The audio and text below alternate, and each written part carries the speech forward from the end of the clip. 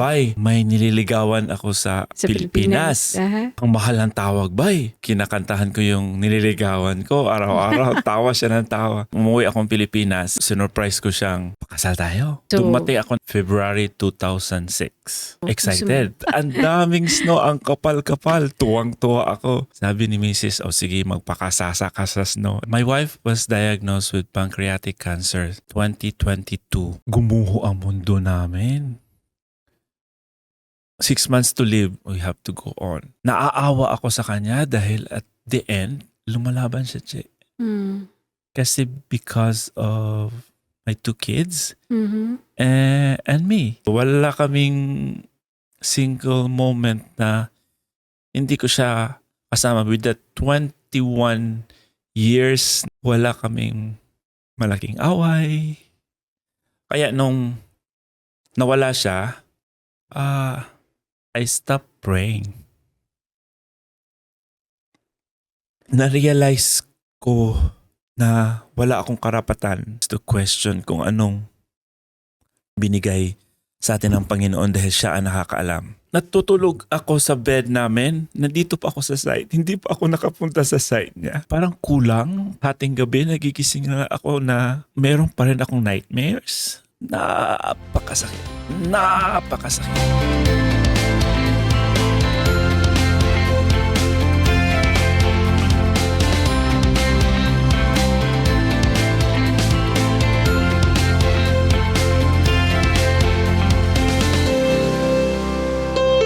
Magandang araw sa inyong lahat. Welcome to the Cherry Mercado Podcast. Ang ating guest ngayong araw na ito, nurse par excellence. 30 years na po siyang nurse. At dito sa Canada, he's been mentoring young nurses or starting nurses dito sa Canada sa kanilang pagsisimula dito. And among that, marami pa. Kikilalanin natin siya ngayong araw na ito. Edsel Mutia. Hi, Edsel. Hi, magandang hapon, magandang umaga, magandang araw sa inyong lahat. Thank you very much for guesting. Kami ni Edsel nagkakilala kami sa isang nurses event when the IFCNA invited me, the integrated Filipino-Canadian Nurses Association. Yeah. Yon sa isang event.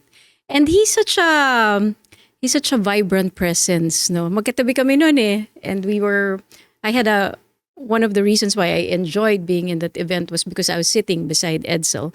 So I want to know more about him, and we will get to know more about him kasama kayo in this episode. First of all, let's start with a twist. I heard that nursing was not your first choice.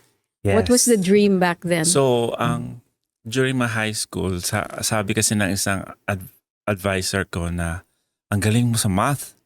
So how about mag-engineer ka? So I'm thinking about that. And I said, my ate is a civil engineer. So sabi niya, no. I want you to do metallurgical engineering. I said, wow. So nakapasa ako sa scholarship sa Iligan City. But ang lolo ko, kasi laking lolo ako since when I was a kid na kinuha na kami ng lolo. Sabi niya, no, wag doon. Kasi malayo. Nasa Iligan, nasa Misamis kami. At saka, yung ayaw niyang, kasi before, na maraming mga gulo doon sa area na yun. Ayaw ng lolo. Sabi niya, no, wag. Mag-nurse ka. I said, wow. Naisip ko, lo, di ba ang mga nurse pambabae lang? Sabi niya, meron na ngayon. Kasi tumatanda na si lolo, dapat alagaan mo ako. So, yun. Yun, sabi, alam mo naman sa atin, kapag sabi ng lolo, sige lo.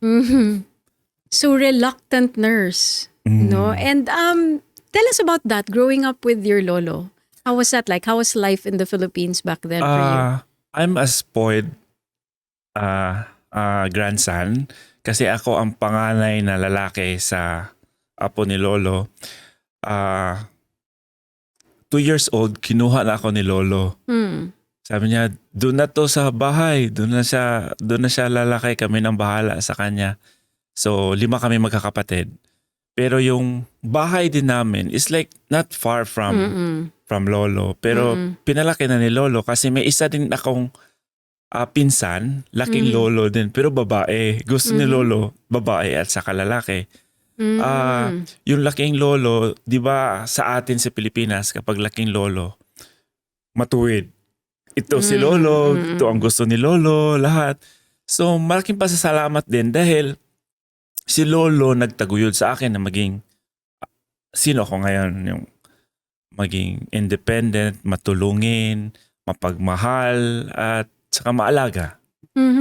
Kailan mo na-realize na okay na rin yung nursing para sa'yo? Because you've had achievements which shows na nandun na yung puso mo sa nursing. Kasi hindi na bumabata sina lolo. Sabi ni lolo, sino mag-aalaga sa amin?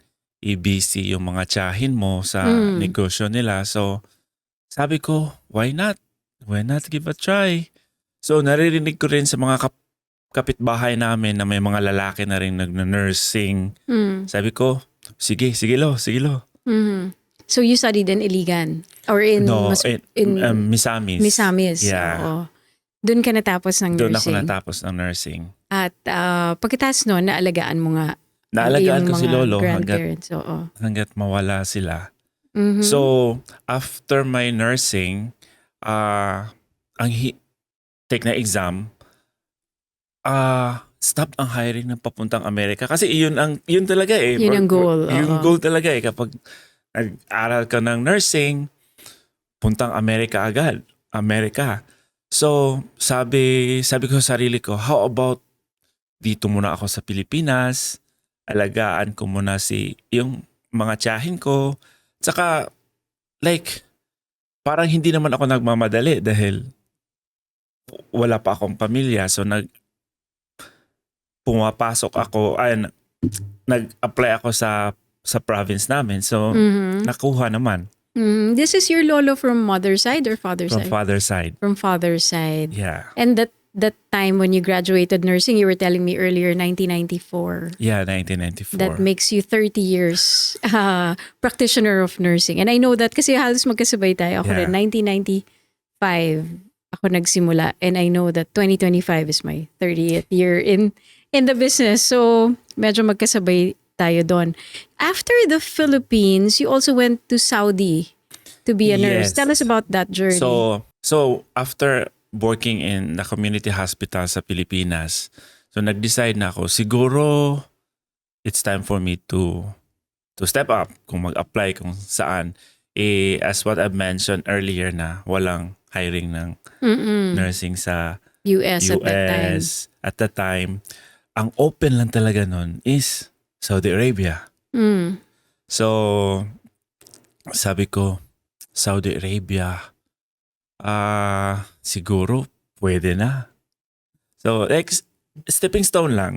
Mag-experience ka ng Saudi Arabia, baka isa yun galing Saudi Arabia, pwede ka na mag-apply sa US pa sa yan, US oo. after that. So 2 years akong nagtrabaho sa isang hospital sa remote area sa Saudi Arabia. Walang uwian yon. 2 years kasi at the time pahirapan din ang mga mga nurses na makapuntang Saudi Arabia, especially as male nurses kasi ang preference nila is mga babae. Oo. So sabi ko, sige, walang uwian, 2 years. So after my contract ends at 2 years, wala pa ring opening sa US. US. Okay. So umuwi akong Pilipinas, nag-apply, and then may isang agency along Malate na sabi nila may bagong tayong hospital sa Riyadh na ngailangan ng hundreds of nurses. So, Balik ka na naman ng Saudi balik na naman ako Arabia. ng Saudi Arabia. Okay. But this one is American company hospital. Kaming nag-umpisang magtayo, mag-set up ng Baka alam ng mga kababayan ng natin unit. yan. Marami nanonood din sa atin from Saudi. Yeah. Sa Sultan Humanitarian Hospital, Sultan bin Abdulaziz Humanitarian Hospital sa Riyadh. Riyadh. So kaming nagtayo. Tapos ICU talaga experience ko. ICU talaga experience ko. So nagtayo kami. Madaling ma-recognize yung credentials doon from Philippines to Saudi Arabia. During our Nurse time. ka agad. Okay. During our time. Okay. Kasi kailangan lang nurses sa Oo, Saudi Arabia. correct. Hindi kami nahihirapan. Oo. After passing all our papers, ang agency na ng lahat. So, pagdating mo doon, practice ka na. Practice na agad. Kasi advantage rin sa akin dahil doon ako nagtrabaho sa isang province na no English at all. So, nag-aaral kami ng Arabic. So, nung sa bagong tayong hospital, kaya na namin magsalita ng Arabic kasi may experience na kami. So, yun. How many years were you there? The second time you were in Saudi? Kasi yung first 2-year it's 8 contract. years. Wow, that's long. That's long. Okay. Because In that same hospital. At the same hospital. Kasi maganda yung hospital. Napakaganda. Ang accommodation namin na isang American compound. Kung sasabihin mong American compound, walang pakialam ang Saudi citizen sa loob. May sinihan, may swimming pool. Oh, wow. Ang ganda. For the medical workers who work in that hospital. Lahat na nagtatrabaho Dun sa ospital na yun. hospital. Kasi yung hospital na yun is tayo ng Prince of Saudi Arabia at the time. Pero ngayon, naging king na siya ngayon. So, tayo niya yun. Kasi it's a humanitarian hospital na yung mga hindi kayang magbayad sa doon lahat pumupunta. And during that 8 years, nakapunta ba doon yung mga kamag-anak mo sa Saudi? Umuwi ka ba ng Pilipinas? Yung ba yung time na nag-asawa ka? Anong mga nangyari sa buhay mo while you were there? During the 8 years na yon, ang hirap ng mag-sponsor ng family back home. I'm still single that time. So, umuwi akong Pilipinas every 6 months. Every 6 months? That's every good. 6 months. And then paid transportation, paid vacation. Binata pa ako noon. Merong siguro sa age ko na yon naghahanda na akong maghahanap na nung but wala hindi pinalad pinalad na ako ng isang taga Caloocan introduce na isang kasamahan ko sa church kasi naghahanap din siya ng mapapangasawa niya, so it was introduced and nagkita kami sa Pilipinas. Love story namin nag-umpisa. But so pa ako parang nagkaroon kayo ng relationship before kayo nagkita? Parang, yes. Ano yan pa? Hindi na yata pen pal ang tawag ngayon. Masyadong luma na yung pen pal. Ano ba? Parang online phone pal. ba yan? O parang phone pal? Okay. Yeah, kasi in-introduce kayo, nag-uusap-usap kayo, email, ganyan, email. Tawag talaga, Che. Voice call, hindi yung FaceTime, ganyan. Hindi, kasi wala pang FaceTime nun Okay, so voice call. Oo. Ako, kaibigan ako. Ang dami kong kaibigan. May kaibigan ako nagtatrabaho sa telecommunication company sa Riyadh. Sabi ko sa kanya, bye, kasi Bisaya. Oo, bye. Bye. May nililigawan ako sa Pilipinas. Ang mahal ng tawag, bye. Sabi ko, walang problema. Ito ang oras, tawagan mo ako, i-connect niya ako. So, usap. So, binigyan niya ako ng parang direct line na parati kami nag-uusap. Imagine mo, papasok ako papuntang trabaho kasi ang accommodation namin is 30 minutes away from the hospital. So, nakabas kami lahat ng empleyado. Kinakantahan ko yung nililigawan ko. Araw-araw, tawa siya ng tawa. Habang nandun sa bus ride, kausap mo siya. Yeah, kausap ko siya. So, 2025, umuwi akong Pilipinas. 2005. 2005. 2005. Umuwi akong Pilipinas. Sinurprise ko siyang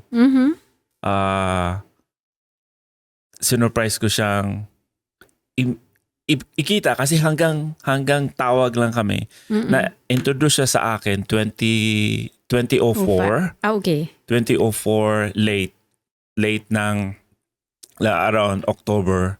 Tapos So, nagkita kayo in person 2005. 2005 January kasi kasal ng pinsan ko. How was the first meeting? Sa airport siya. Yeah, sinalubong ka. Sinalubong ako sa airport. So, dun. First meeting. Tapos sabi niya, sige, dadalhin kita sa Caloocan. Dinala niya akong Caloocan. Nandun lahat ng pamilya. Alam mo naman sa atin, di ba? Kikilatisin Kikilatisin ka muna. Pumasa ka ba Pumasa agad? ka ba? Kasi dadalhin ko siya sa province namin. Ayaw ni mother-in-law na dadalhin siya sa amin na yung bang walang chaperon. Oo. Matanda na kami, legal age na kami. Sabi ko sa kanya, bakit kailangan pa natin chaperon uwing Pilipinas? Uwing probinsya. Oo. Sabi niya, pakasal tayo.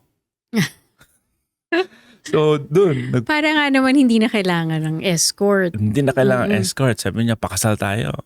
Siya ang nagsabi, hindi ikaw ang nag-propose. Sabi niya, kasi during that time na bumisita kami sa probinsya nila sa Bulacan, Oo. nagbigay na ako ng sing-sing. Yung nakaupo kami Galing sa harap. sa Saudi. Galing Binaon sa Saudi. mo na. Okay. Binaon ko na. Tapos sabi ko sa kanya, nandun sa bag, sabi ko, maibibigay ako sa'yo. Sabi niya, ano yan?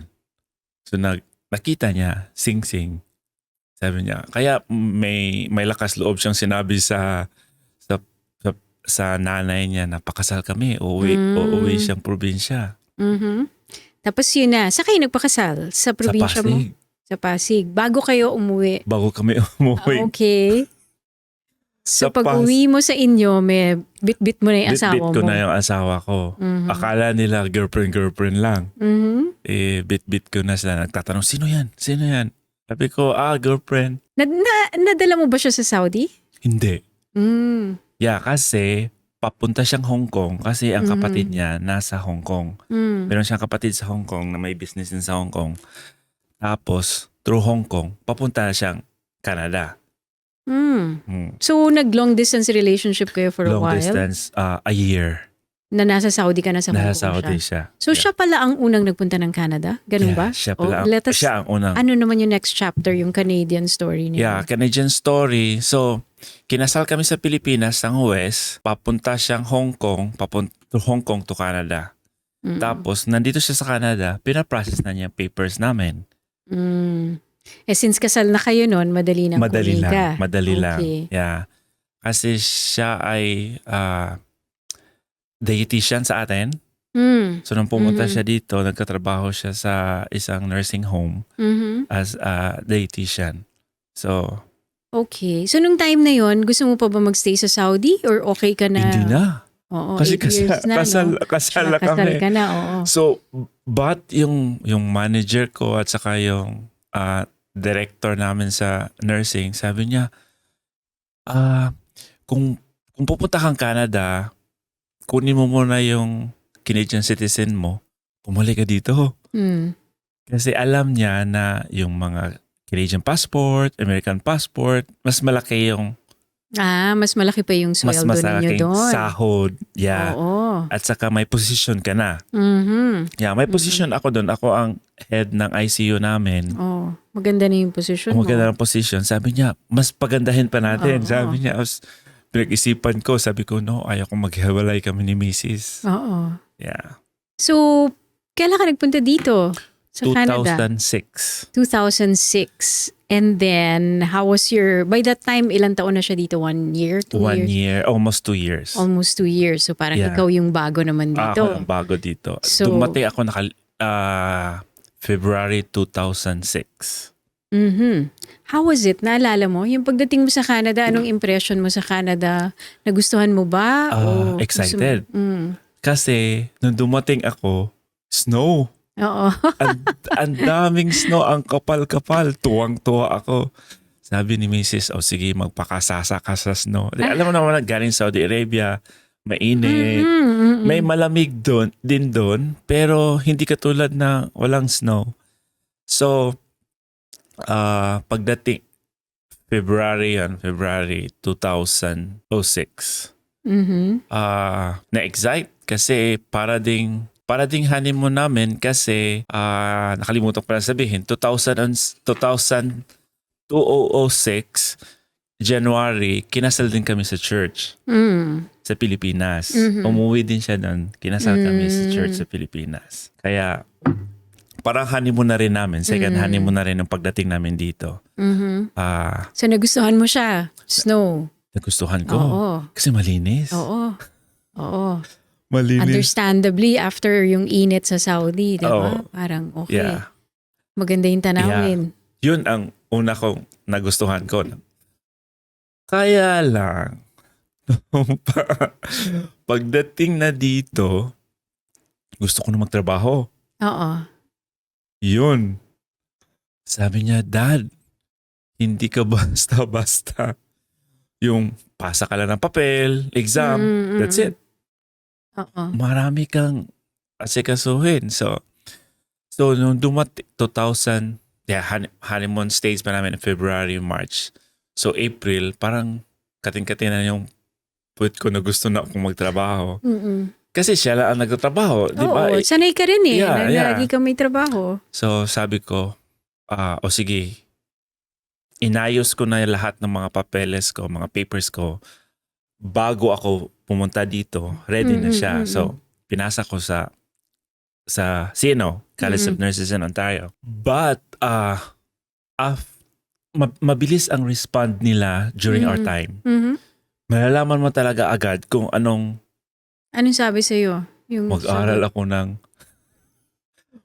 ako ng 4 years. Oh my goodness. Sabi ko, what? ICU nurse ka na, no? Ano, Head tapos, nurse ka na ng ano? ICU. Okay. Sabi ko, 4 4 years years? pa ha? Hindi pa yung 2 kasi years o kaya? ang explanation nila kasi yung education natin sa atin. Kasi hanggang grade 6 lang kami. Oo.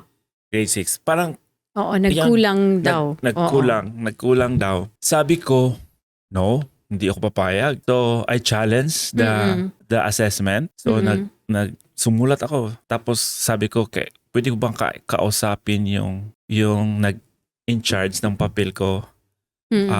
Kinausap ko. Sabi ko, with all my experience, pinakita ko sa kanya lahat. Tapos, parating yung sinasabi na you are shortage of nurses here in Ontario. Tapos, nandito kami na qualified. Then, why it takes time for us to practice? If you said that you are in need of nurses, sabi niya, sige, wait for a week, pag-uusapan namin yung kaso mo. So, pagkatapos nung challenge ko, nung dumating kami dito, usong-uso yung sa TTC na may mga libreng newspaper. Yeah, lahat TTC station, libreng newspaper. May advertisement doon ng Care for Nurses. Ang Care for Nurses is sila ang tumutulong sa mga international educated nurses, hindi lang Pilipino. Sila ang tumutulong na maging tulay na maibalik yung ito ba ang maibalik yung ito ang tulay na para makapag-practice yung mga nurses. Ito ba yung naging inspirasyon ng IFCNA? Yes. Kasi parang yan ang ginagawa ngayon. Yes. Pero itong care is funded by the government. The government. Like half funded by the government. Meron pa funds. Yan ngayon? Meron pa sila ngayon. Meron pa sila ngayon. Okay. So, na-excite ako nung nakita ko sa newspaper na Care for Nurses are helping international educated nurses to go back to their practice. Lahat. Nandun, lahat. Oo. Lahat. So, tinawagan ko. Sabi niya, okay, pumunta ka sa office. Ito ang information session namin. So, in-explain sa akin lahat. Sabi ko, sige. Gusto ko kasi gusto ko talaga magtrabaho. Oo. Gusto ko talaga magtrabaho. So, ang Care for Nurses tinutulungan niya ako. Kasi, after a week pala nun, nandun na yung resulta ng appeal ko. Oo, yung pinag-usapan nila, i-review daw nila. Sabi, okay, we'll just give you 1 year. Like, hindi naman matawag nating 1 year long kasi binigyan lang ako ng 4 elements. Bumalik sa school to refresh. Sabi ko sa sarili ko, why not? Kasi Oo. ang elements na yon is nursing in Ontario, Oh, yung mga specific dito na kailangan mo Yeah. malaman. Pharmacology, Mm-mm. clinical practice, and then health assessment. Sabi ko, Mm-mm. pwede na. Oo. Pwede na. Kasi at least hindi ko alam ng nursing in Ontario eh. At least Ang meron ganda din ng ako. naging bunga ng appeal mo. Totoo. Oo. Kaya parang it's a blessing talaga. Is that still applicable to the ones now? No. Parang hindi mo na magagawa yun eh, No. di ba? Kasi hindi Ikaw nakausap mo kung sino yung mismo nag-review. Yeah. Oo. Nakausap ko talaga. Kasi Hopefully ngayon there are better things na to make them we're expedite. trying. We're Oo. trying as one of the council. Pero during that time, Che, nung nakita ko yung assessment, sabi ko, magtatrabaho ako dyan sa CNO kasi gusto kong malaman bakit ganyan ang assessment, why it takes time, at so how can we help? Hindi lang sa kapwa nating Pilipino, sa ibang international educated nurses. Yun So- talaga pag may pinagdaanan ka, no? Pero how amazing is that na nung habang at that moment na nire-review ka ng CNO, naisip mo na gusto ko maging parte niyan kasi gusto ko malaman kung ano yung nagiging basihan ng desisyon nyo. Bakit ganito yung sistema? And now you are with the CNO. Yeah. So kailan ko ba na sabi ko, oo nga pala, no? Kasi nasabi ko talaga yan sa mga kasabayan kong nagpa-assess nun sa CNO na balang araw pupuntahan rin kita, titingnan ko kung bakit ganyan at anong maitutulong ko. Ngayon, anong nare-realize mo being inside the CNO? What are Na-realize ko na may learnings? pagbabago. Mm. Na isa kami, may boses na tulad namin, hindi lang ako mag-isang Pilipino doon eh. Mm. Tatlo kaming Pilipino na sa council. May boses na at saka may pagbabago na kailangan talaga na hindi baliwalain natin ng mga international educated nurses. Mas mabilis na ba ngayon ang proseso? Mas mabilis na. Mhm. Mas mabilis na. So anong message mo dun sa mga halimbawang nag-iintay pa rin or bago na hindi pa nila rin alam paano i-navigate yung kanilang mga credentials? Paano ba kami makakapag-practice dito? Nagtatrabaho pa rin sa Walmart or sa Tim Hortons? Hindi ba masama magtrabaho sa Walmart at Pero sa I Tim mean kung Hortons? nurse ka at gusto mong Kung maging nurses. nurse. Kasi ako, ang umpisa ko rin trabaho dito eh. Naglilinis din ng bahay eh. Mm. Imagine, sinabihan ka lang ng may-ari, I need my house for 4 hours. Tapusin mo yan. Malaki. Malaki. 6 na washroom. Oh wow. In 4 Tapos hours. ikaw lang mag-isa. Ako lang mag-isa. Paano mo matrabaho? And so, ganun talaga eh. Lahat man tayong Pilipino masipag, maporsigido. Kaya, yung mga international educated nurses na nagtatrabaho sa Walmart, Tim Hortons, huwag kayong mawala ng pag-asa. Nandyan ang daming mga resources ngayon. Mm. IFCNA, Mhm. Care for Nurses, Mhm. sila makakatulong sa inyo na mag-guide kung anong step ang gagawin nyo. Kaya itong IFCNA din ginawa ng mga kaibigan ko rin nurses kasi kasi nakaranas din kami ng paghihirap eh. Mm-mm. Nakaranas kami ng paghihirap kung paano during our time na yung assessment, Oo. gusto din namin like to give back to the community. Mm-mm. Gusto din namin matulungan. Kasi lahat, especially as Filipino nurses, in demand tayo eh. Mm-mm. Mm-mm. Yun din yung, this information that they can get from the IFCNA and CARE, pwede rin yan kapag kung wala man sila, nasa labas ng Canada sila. Halimbawa, nasa Saudi sila, gusto nila lumipat ng Canada, or kung saan mang bahagi ng mundo, may ibang nasa US nurse, gusto maging nurse din sa Canada, no? Or baka may mga pamilya sila dito. That can also be a good resource, right? Yes. Wherever they are. So now you were even given that recognition as one of the top 25 immigrants at one point, no? Anong story noon and how does that feel to be given that recognition? Kasi sa hospital namin, nagtatrabaho ako sa dalawang hospital. I'm mentoring some nurses, new nurses. Like for example, meron akong time as a critical response team na pumupunta sa bawat floor na tatawagan kami bago mag-arrest yung pasyente. So, doon, nagme-mentor na ako ng mga nurses na nahihirapan. Makikita mo kasi ang workload nila sa floor. Hindi ko sila iniiwanan na nag-standby lang ako sa kanila na sinusuportahan ko sila. Siguro doon napapansin nila na nandun yung skills ko Malasakit yung skills. to mentor them. Okay. Kasi kahit hindi ako naka-duty, tinatawagan nila, Edsel, can you come insert an IV?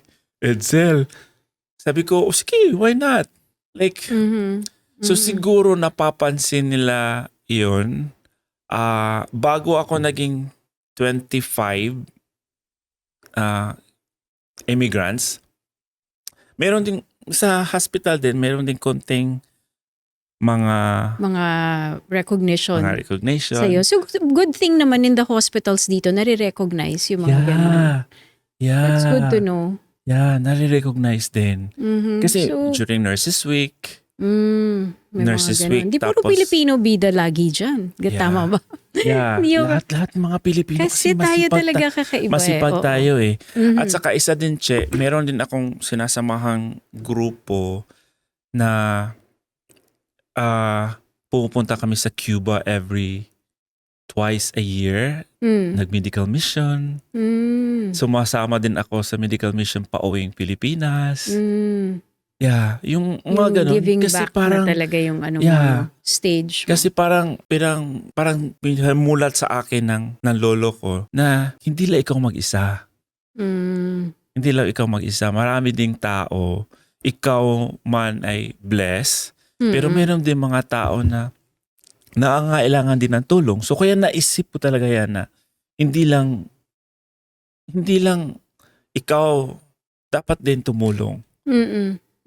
That's good. And when I invited you today, I didn't know that that you're still on leave dun sa job mo. So actually, thank you for coming here and condolences because I heard that you lost your wife in that battle. And you do wanna put a highlight, tas kagaya ng pinag-usapan natin dalawa kanina.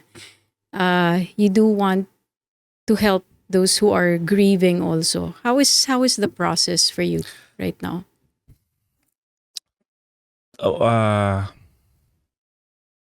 Mahirap. Mahirap ang mawala ng mahal. My wife was diagnosed with pancreatic cancer 2022 November. But 2022 April, katapos ng birthday niya, mayroon na siya mga signs. Bloated. Bloated. Sabi niya sa akin, Dad, hindi nawawala tong... Sabi ko, sige, pumunta ka sa family doctor natin. Binigyan lang siya ng mga antacid. Tapos, umuwi kaming Pilipinas kasi birthday ng mama niya. On and off, pagbalik dito, sabi niya, Dad, hindi nawala. That was August. Hindi nawala. Sabi ko, sige, kausapin ko yung director ng CT scan. Kasi ang hirap kung magpa-schedule ka ng CT scan na hindi naman urgent. Kinausap ko, sabi niya, binigyan na kami ng time. CT scan. Tapos after a week, ang result nandun. Binigay sa akin. Ang daming mga clinical things na hindi ko masyadong pinansin. Or maybe I'm denial kasi nakikita ko na yung result So, binigay ko sa ICU doctor ko na kaibigan. Sabi niya, Edsel, it looks really bad.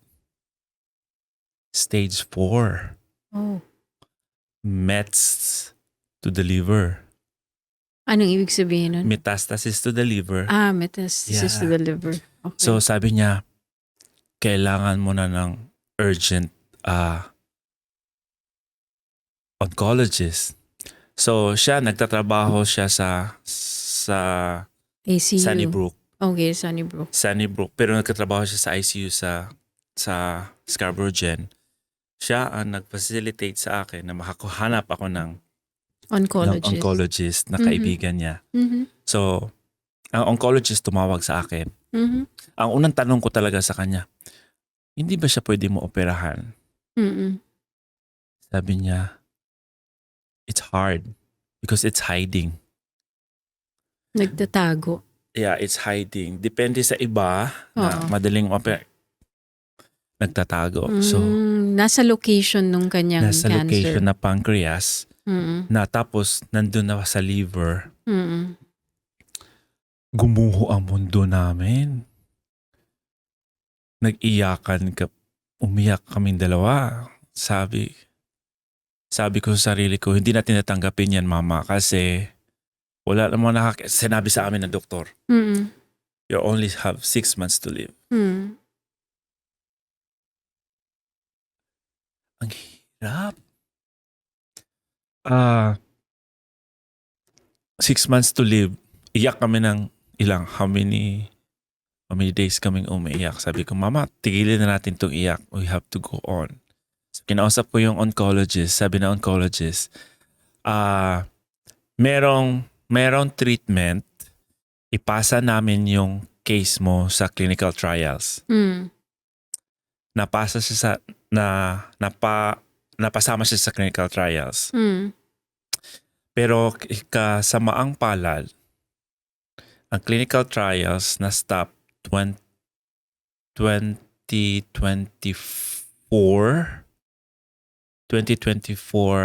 April. Pero bago nun, 2022 November, nag-umpisa na siyang treatment sa clinical trials. Nakapasok kami sa clinical trials. Ang percentage ng cancer niya nag-decrease into 50%. Mm. Bumaba ang saya-saya na, ang tuwang-tuwa namin.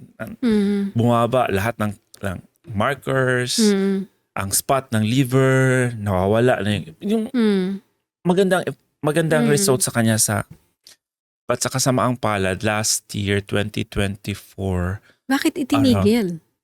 Kasi sa lahat ng kasama sa trials, siya na lang ang buhay. Oh my goodness. Okay. Siya na lang ang buhay. So they have to stop the trial altogether. Can They they have get new ones? Kasi hindi na pare-pareho yung dapat No. from the start. So, sabi ko sa doktor, bakit tatanggalin? Ba't kayo mag-give Bakit up? tatanggalin Meron ang pang... gamot? Oo. Merong effective sa asawa Effective, ko. Oo. Sabi niya, pharmaceuticals are business, right? Sabi ko, epektibo sa kanya. Sabi ng doktor, I'm very sorry. Kaya in-endorse kami sa Princess Margaret. Kasi baka merong trials doon. So, pumunta kang Princess Margaret. Prior to that Princess Margaret, binigyan siya ng panibagong gamot. So parang tinanggal yun altogether. Oo. Kasi yung gamot na yun hindi na ma-replicate. They'll stop producing whatever that medicine is. So now you have to find another, You have to, parang back to the to zero. drawing board. Back to zero. Yung treatment. Okay, Princess So, Margaret. Princess Margaret, nakapasok sa clinical trials, pero hindi tinanggap ng katawan niya. Yung medicine na binibigay nila Yung doon. O yung medicine. treatment. Oo. Mas hiyang siya doon sa isa. Yeah. Probably. Oo. Yeah. So, that was September last year. Mm. September last year, every day kami pumupunta. Imagine, pupunta kaming Princess Margaret. Monday is our blood works. Monday, blood works. Tuesday, meet the doctor. Wednesday, treatment. Thursday, follow-up. Follow-up kung anong resulta ng treatment. Every day yun, pupunta kaming trabaho. Kaya nag-decide din ako sa trabaho ko na from admin coordinator, kasi ako ang in charge ng buong hospital after office hours. Nag-decide akong bumalik sa ICU.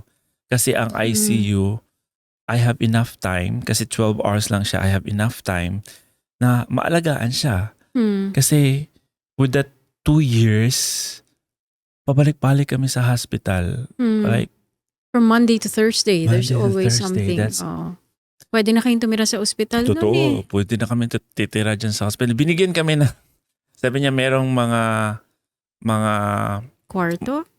malalapit na accommodation sa hospital. Sabi ko, no. Everyday yun. No, sa September yun. Naaawa ako sa kanya dahil at the end, lumalaban siya, Che. Kasi because of my 2 kids and me.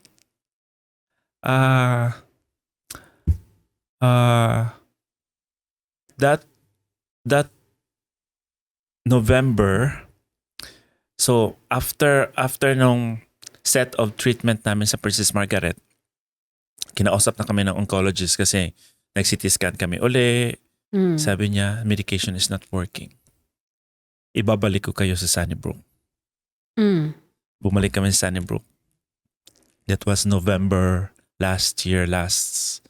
Sabi ng Sunnybrook, we endorse you to palliation. To? Palliative. Okay. Palliative care na daw. Yeah, palliative care.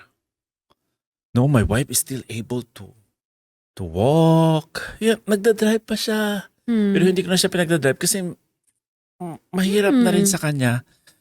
Yeah, makikita mo sa itsura niya with receiving all the treatment na wala siyang cancer. Talaga? Ang nawala lang sa kanya is yung buhok. Buhok at saka kilay. You know, Yeah. ang women is kilay is life. True, oo. Ginawa ko, pinalagyan ko siya ng Yung tattoo? Henna? Or hindi, yung isa yung microblading? Yeah, micro. Oo. Kasi gusto kong pagtingin niya sa salamin na wala siyang mapapansin kasi masakit din sa asawa na makikita mo yung asawa mo na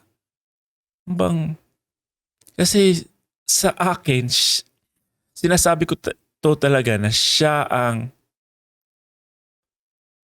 nandyan lang siya sa tabi ko, sa gilid ko, kasi siya ang nagsusupport sa akin. After niya magpanganak yung panganay namin, sabi niya, Dad, anong gusto mo? Magtrabaho ako or hindi? Sabi ko, it's your choice kung anong gusto mo. So, hindi siya nagtrabaho ever since 2006.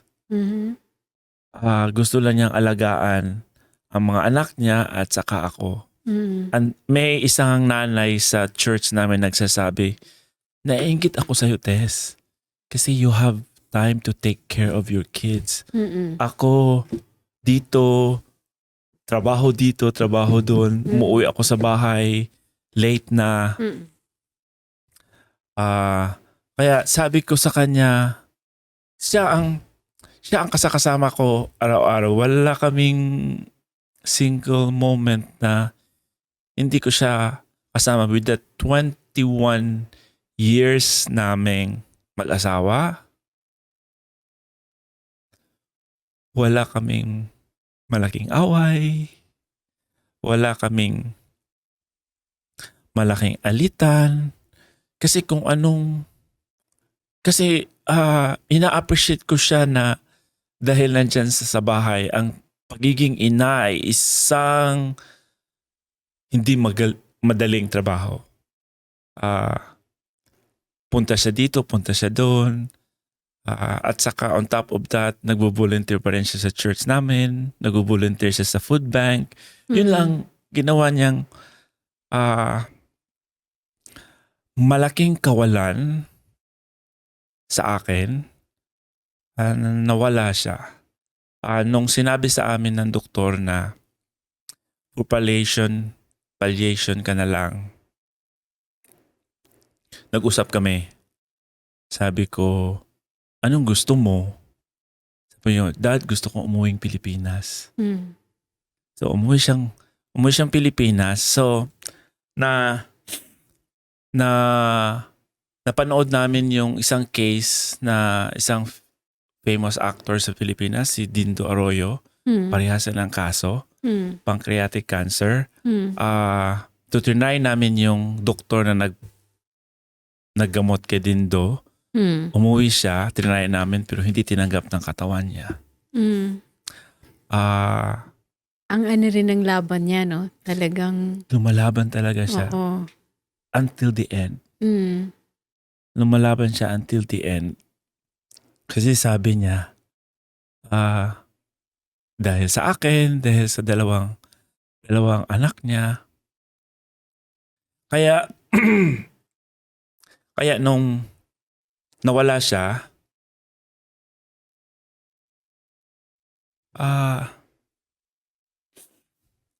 sinasabi ko to during our celebration of life, I stopped praying. I'm a Christian. I'm a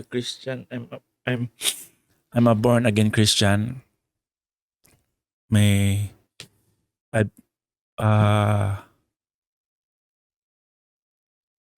Communication. Meron tayong nagpipray tayo sa Panginoon. The reason why I stopped praying, kasi di ba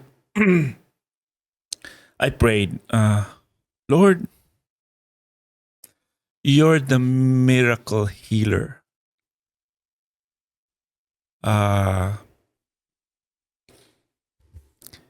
As my father, sana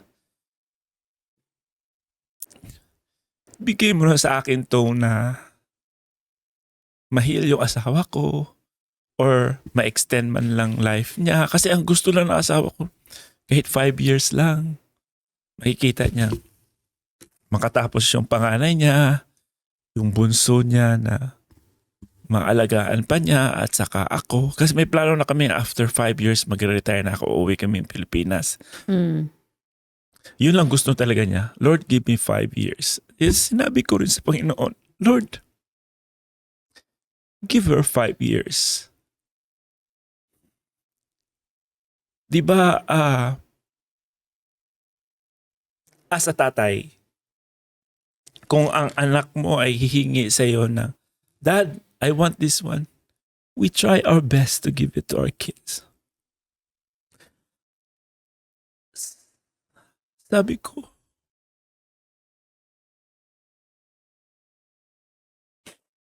Lord, ikaw ang tatay ko. Ikaw ang tatay ko. Hiningi ko to sa iyo. Sana ibigay mo. Ba't hindi niya na ibigay?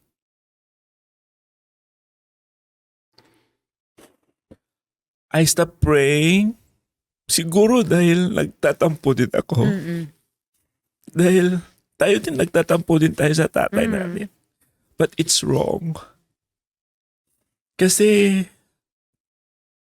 alam ng Panginoon kung anong ginagawa niya.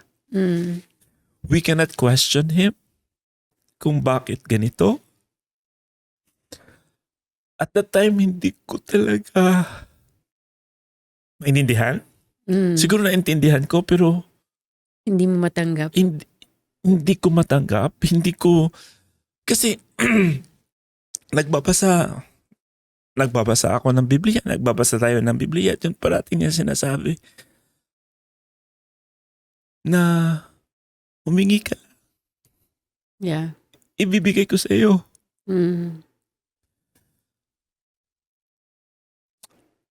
When we do praise and worship sa church, umiiyak ako dahil lahat ng mga praise and worship is all the promises na binibigay niya sa atin. Na-realize ko na wala akong karapatan. I don't have any rights to question kung anong nangyari o anong binigay sa atin ng Panginoon dahil siya ang nakakaalam. I know, parati kong sinasabi ito sa asawa ko, na minsan bumababa na yung self-esteem niya na, Mama, magpasalamat tayo dahil nandito ka pa, buhay ka pa, hindi katulad nung ibang victims of war na namatay na kasama pa kami. Ang hirap, or sabihin ko na lang na walang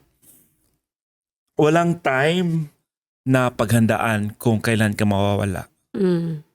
Sorry, nagsiiyakan tayo. Sinasabi ko lang to dahil I know sa sino man makapanood nito, meron din kayong naranasan na katulad nito. I met somebody from the consulate na sinasabi niya sa akin, Edsel, kalokohan ang sinasabi nila na alam ko ang dinadaranas mo. Hindi. Walang nakakaalam dahil napakasakit. Kaya nga lang, inuhugutan ko ng lakas ngayon ang mga anak ko na patuloy na lumaban. Saka yung mga kaibigan na nandyan parate. That's why when J-Lo asked me, okay, Cherry wants to talk to you, sabi ko, sige, baka isa din to sa instrumento na maisiwalat ko or marilis ko kung anong meron man dahil hanggat ngayon dala-dala ko pa ang pagkawala ng asawa ko dahil parang kulang, natutulog ako sa bed namin, nandito pa ako sa site, hindi pa ako nakapunta sa site niya. Dahil meron pa rin akong nightmares. Hating gabi nagigising na ako na umiiyak. Kasi, di ba kung mahal mo.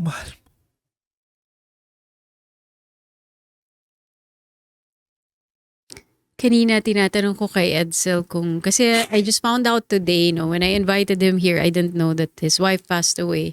I saw him last year, that was December ata, yung gala ng IFCNA.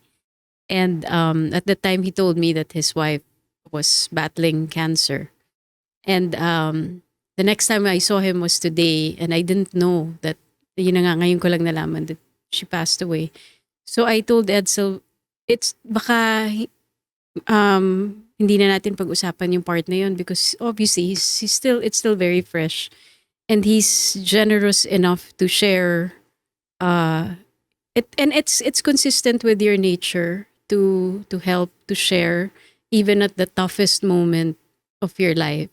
You're still willing to be vulnerable because in that vulnerability you're still helping other people who are encountering grief. I agree dun sa nagsabi sa'yo na from the consulate na hindi natin, wala kaming inkling ko ano yung pinagdadaanan mo. You told me earlier na this is the first time you felt an anxiety attack. Yeah, because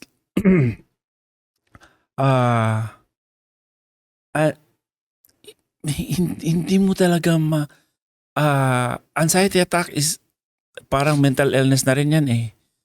Ang dami natin sinasabi, mental illness. Ngayon ko na na-experience na totoo talaga. Minsan nagpapalpitate ako. During winter time, lumabas ako middle of the night. Kasi gusto ko lang ma-feel yung gusto ko kasi manhid ang buong katawan ko. Gusto ko lang ma-feel yung mayroong lamig. Kasi wala eh. Namanhid ako. Minamanhid mo yung sarili mo dahil sobrang sakit. Yeah. Kasi ang hirap ng may mawalan. Sinasabi na siguro dahil hindi na siya mag-suffer, pero yes, prepare kami ng Panginoon for 2 years na maging ready yung puso namin. Pero walang amount of time na maging ready ang isang tao Ang asawa ko sabi niya, Dad, I'm ready. Oo. I'm ready na i-face si God. Sabi ko, huwag muna dahil meron pa tayong mga plano, meron pa tayong gagawin. Kaya siguro prior to the pandemic, that was 2019 January. I surprised her for our 15th anniversary. Wala siyang kaalam-alam, dinala ko lang siya sa hall. Nag-renew kami ng vows. Siguro yun din siguro pinipare na kami ng Panginoon na bibigyan tayo ng moments kasi upang parati mo akong may isip at parati kita may isip na ang pagsasama natin ay masaya, pagsasama natin, i-cherish natin ang bawat isa. Kaya masasabi ko sa lahat, mahalin nyo ang pamilya kasi hindi natin alam kung hanggang kailan lang tayo magsasama. Hanggang kailan mo siya mayayakap, hanggang kailan mo siya masabihan na thank you, I love you. While we still have time, parati nating sasabihin yan na mahal natin ang bawat isa. On that note, Edsel, thank you so much for the courage. Thank you so much for the sharing. And thank you so much for being in this show. This is definitely a special show.